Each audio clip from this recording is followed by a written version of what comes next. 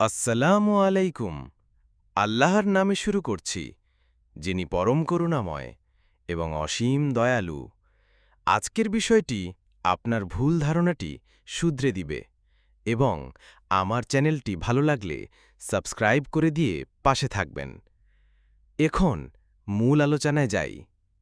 সহিহ বুখারী হাদিস ৬৫২৭, সহিহ মুসলিম হাদিস ২৮৬০। প্রিয় ভাই ও বোনেরা, রাসূলুল্লাহ সাল্লাল্লাহু আলাইহি ওয়াসাল্লাম আমাদের জানিয়ে গেছেন কিয়ামতের ভয়াবহ চিত্র।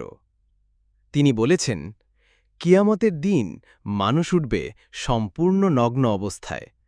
তারা হবে খতনা না করা এবং ঘোর অন্ধকারে ঘেরা। তখন আয়েশা রাদিয়াল্লাহু আনহা বিস্মিত হয়ে বললেন, হে আল্লাহর রাসূল, নারী পুরুষ সবাই একসাথে থাকবে, কেউ কি একে অপরকে দেখবে না? নবী করিম সাল্লাল্লাহু আলাইহি ওয়াসাল্লাম বললেন, হে আয়েশা, সেদিনের ভয় এত বেশি হবে যে কেউ কারো দিকে তাকানোর সময় পাবে না। সেদিন হবে বিচার দিবস, যেদিন কারো ভালো বা খারাপ কিছুই গোপন থাকবে না। আসুন আমরা সেই দিনটির জন্য প্রস্তুত হই। আল্লাহ আমাদের সবাইকে হেদায়েত দিন। আমিন।